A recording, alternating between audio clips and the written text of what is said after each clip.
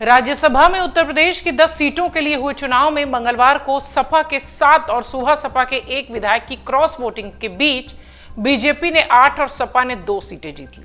कांग्रेस के समर्थन के बावजूद समाजवादी पार्टी के तीसरे प्रत्याशी और पूर्व मुख्य सचिव आलोक रंजन चुनाव हार गए।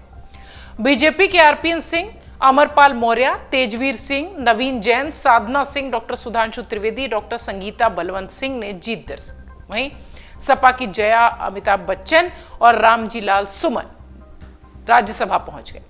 राज्यसभा चुनाव में समाजवादी पार्टी के 8 विधायकों ने क्रॉस वोटिंग की। सपा के मुख्य सचेतक मनोज पांडे, विधायक राकेश प्रताप सिंह, अभय सिंह, राकेश पांडे, पूजा पाल, विनोद चतुर्वेदी, आशुतोष मौर्य ने क्रॉस वोटिंग की। सपा के इन सभी विधायकों ने बीजेपी प्रत्याशी संजय सेठ को मतदान किया।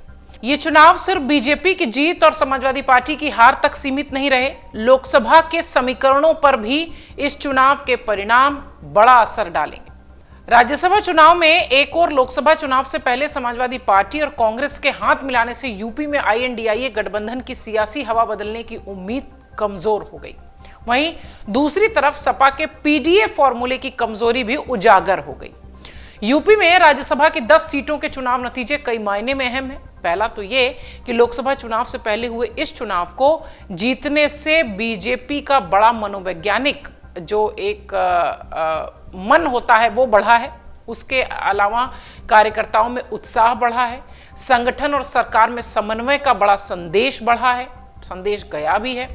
हारने पर विपक्ष सत्ता से संगठन तक की कमजोरी से जोड़ने के खिलाफ माहौल बनाने का प्रयास भी करता है। वहीं दूसरा, इस चुनाव से ठीक पहले सपा और कांग्रेस ने लोकसभा चुनाव के लिए हाथ मिलाया था।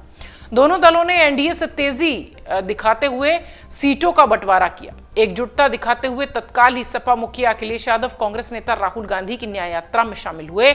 लेकिन राज्यसभा चुनाव में सपा की तीसरी सीट का हार का जो संकेत था वो सपा को कांग्रेस से गठबंधन अपने विधायकों में भरोसा पैदा नहीं कर पाया, तब जबकि गठबंधन हो चुका था। उसके साथ विधायकों ने इस गठबंधन के बाद क्रॉस वोट भी किया और एक वोट देने नहीं पहुंची, एक महिला विधायक थी। तीसरे प्रत्याशी की हार से सपा के साथ कांग्रेस खेमे में भी मायूसी बढ़ी है। कमजोर मनोबल से लोकसभा चुनाव में यह गठबंधन कितना कमाल दिखाएगा, ये देखने वाली बात होगी। इतना ही नहीं, समाजवादी पार्टी ने पिछड़ा, अल्पसंख्यक और दलितों की गोलबंदी के लिए जो पीडीए का फॉर्मूला जोरों शोर से प्रसारित किया था वो भी कमजोर नजर आया। इसी बल देने के लिए लोकसभा के लिए अपर कास्ट को टिकट देने में कोताही की गई थी। अपर कास्ट के कई विधायकों में असहजता भी थी, इसको लेकर नाराजगी भी थी। बीजेपी ने इस फॉर्मूले की हवा निकालने के लिए राज्यसभा चुनाव को एक हथियार के रूप में इस्तेमाल किया है। राज्यसभा की रिक्त 10 में से 7 सीटों पर बीजेपी और 3 पर सपा की जीत तय मानी जा रही थी।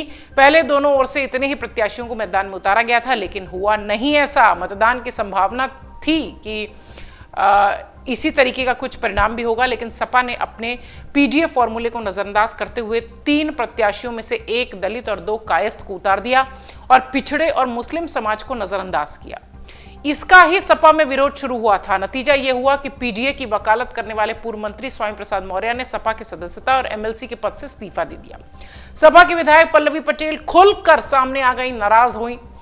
केंद्रीय मंत्री सलीम शेरवानी सहित कईयों ने सपा के संगठन की जिम्मेदारियों को छोड़ दिया। बीजेपी ने सपा की इस चुनौती को और बढ़ाने के लिए 8वां प्रत्याशी उतार दिया। साथ ही उसकी कामयाबी के लिए मुख्यमंत्री योगी आदित्यनाथ ने संगठन के साथ समन्वय कर मोर्चा संभाल लिया। बताया गया कि न सिर्फ विपक्षी खेमे से लाए जाने वाले एक विधायक से मुलाकात उन्होंने की, बल्कि पूर्ण संरक्षण का भरोसा भी योगी आदित्यनाथ ने दिलाया। जब चुनाव नतीजे सामने आए तो पता चला कि सपा के 8 विधायक पार्टी लाइन से बाहर चले गए हैं। इन 8 में से 5 अपर कास्ट और 3 पिछड़ा समाज से। संकेत साफ है कि बीजेपी का 8वें प्रत्याशी का दाव बिल्कुल सटीक साबित हुआ। इससे न सिर्फ सपा से अपर कास्ट विधायकों की बल्कि पिछड़े समाज की नाराजगी भी मुखर हो गई। समाजवादी पार्टी आरएलडी के जिस मुस्लिम विधायक के समर्थन की उम्मीद कर रही थी वो भी हासिल नहीं कर पाई। इस पाला बदल से अंबेडकर नगर, अयोध्या, अमेठी और रायबरेली की लोकसभा सीटों के समीकरण सीधे प्रभावित होने के आसार अब बढ़ गए हैं। राज्यसभा का यह चुनाव निश्चित तौर पर लोकसभा चुनाव से पहले एक बड़ा टेस्ट का जो था वो दोनों ही के लिए था, चाहे वो विपक्षी पार्टियों की बात करें, गठबंधन की बात करें या बीजेपी की बात करें। एक जो सधा सा 10 सीटों पर चर्चा हो रही थी उत्तर प्रदेश को लेकर कि उसमें से 7 सीटें बीजेपी के हिस्से जाएगी, 3 सीटें समाजवादी पार्टी के हिस्से आएगी, लेकिन ऐसा हुआ नहीं। परिणाम ये बताते हैं कि बहुत मेहनत करनी है अभी। कांग्रेस और सपा के गठबंधन के बावजूद भी अभी भी विधायकों में, कार्यकर्ताओं में, लोगों में उस तरीके का विश्वास और संदेश शायद नहीं पहुंच पा रहा है जो कि होना चाहिए था विपक्ष की तरफ से। अगर आप ये वीडियो YouTube पर देख रहे हैं तो हमारे चैनल को सब्सक्राइब करें और बेल आइकन को दबाना ना भूलें। अगर आप Facebook पर ये वीडियो देख रहे हैं तो हमारे पेज को लाइक करें।